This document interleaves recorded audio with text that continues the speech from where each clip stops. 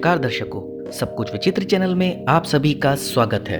दर्शकों, आज मैं आपको जो हमारे शरीर का बहुत ही महत्वपूर्ण हिस्सा है आंत और उसमें जो सूजन आ जाती है उसके बारे में बताऊंगा। आप ध्यान से सुनिए। बड़ी आंत हमारे शरीर के महत्वपूर्ण अंग में से एक है। शरीर में होने वाली कई समस्याओं में कई बार बड़ी आंत भी शामिल होती है। बड़ी आंत की श्लेष्मक झिल्ली की जलन और घाव को ही बड़ी आंत की सूजन, प्रदाह या कोलाइटिस कहा जाता है। जब भी इस तरह की समस्या होती है तो ये काफी परेशान करने वाली होती है। जिन लोगों को बड़ी आंत में सूजन की समस्या है उन्हें शुरुआती दिनों में उपवास रख लेना चाहिए, फिर धीरे धीरे हल्का भोजन लेना चाहिए। इसमें आप शरीफा, चीकू, केला, पपीता, उबली हुई सब्जियां, कच्चे नारियल का पानी, सेब, चावल, दाल आदि खाने की शुरुआत कर सकते हैं। लेकिन इस बात का विशेष ध्यान रखें कि इस दौरान आप कच्चा सलाद और पत्तेदार सब्जियों को ना खाएं, क्योंकि इनमें फाइबर प्रचुर मात्रा में पाया जाता है। बड़ी आंत की सूजन के दौरान मसाले,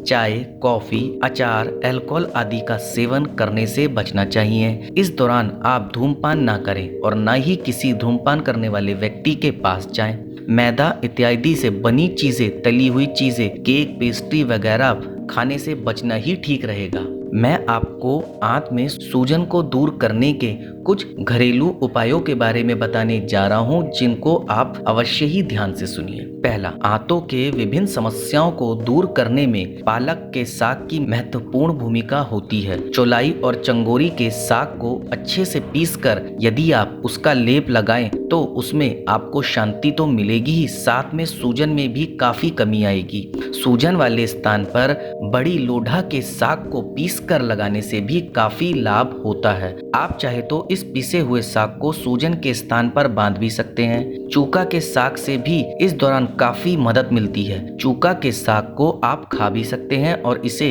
पीसकर इसका लेप भी लगा सकते हैं। इसके अलावा जब भी आपको बड़ी आंत के सूजन की परेशानी हो तो शुरुआत में आपको कुछ दिन तक उपवास करना चाहिए। इसके बाद आपको कुछ हल्का और सुपाच्य भोजन या हो सके तो तरल पदार्थ लेना चाहिए। तरल पदार्थ के रूप में आप छाछ का सेवन कर सकते हैं। इसके बाद जब आप कुछ भोजन करना शुरू करें तो भोजन के पश्चात पानी को गुनगुना करके पिए। इसे लगातार पीते रहने से कोलाइटिस की आपकी परेशानी काफी हद तक दूर हो जाएगी। इसके अलावा सिनुआर के पत्ते भी बड़ी आंत के सूजन में महत्वपूर्ण भूमिका निभाते हैं। इसके लिए आपको सिनुआर के पत्तों का 10 से 20 मिलीलीटर रस का सेवन करना होगा। इसके अलावा आप चाहे तो सिनुआर, धतूरे, करंज और नीम के पत्तों को पीसकर हल्का गर्म करके पेट के ऊपर बांधे तो भी इसका परिणाम काफी अच्छा मिलेगा। इसके अलावा बड़ी आंत के सूजन को दूर करने के लिए नागदंती की 3 से 6 ग्राम जड़ की छाल को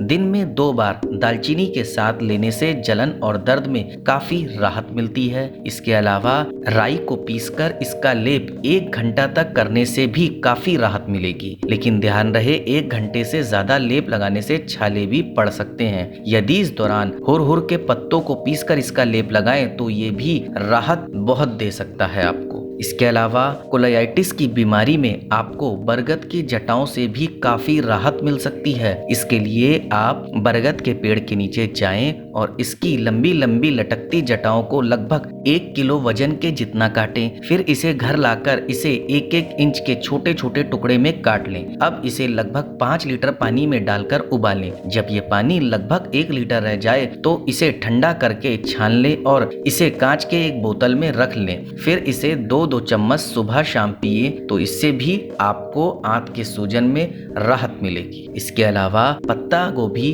की सहायता से कोलाइटिस को दूर करने के लिए आपको 1 गिलास छाछ में 1/4 कप पालक का रस और 1 कप पत्ता गोभी का रस मिलाकर रोजाना दिन में 2 बार पीने से आपकी बड़ी आंत की सूजन दूर हो जाती है। तो दर्शकों, ये थे कुछ आंतों में जब आपके सूजन पड़ जाए तो ये कुछ उपाय हैं जिनके द्वारा आप उस सूजन को ठीक कर सकते हैं। अब आपको बताना होगा आपको मेरी ये जानकारी कैसी लगी। आप मुझे कमेंट के माध्यम से बता सकते हैं। आप मेरी इस जानकारी को ज्यादा से ज्यादा शेयर कीजिए, लाइक कीजिए और चैनल को सब्सक्राइब कीजिए और बेल आइकन को दबाना बिल्कुल ना भूलें, ताकि समय समय पर आपको इस प्रकार की सभी महत्वपूर्ण जानकारियां प्राप्त हो सके। धन्यवाद दर्शकों।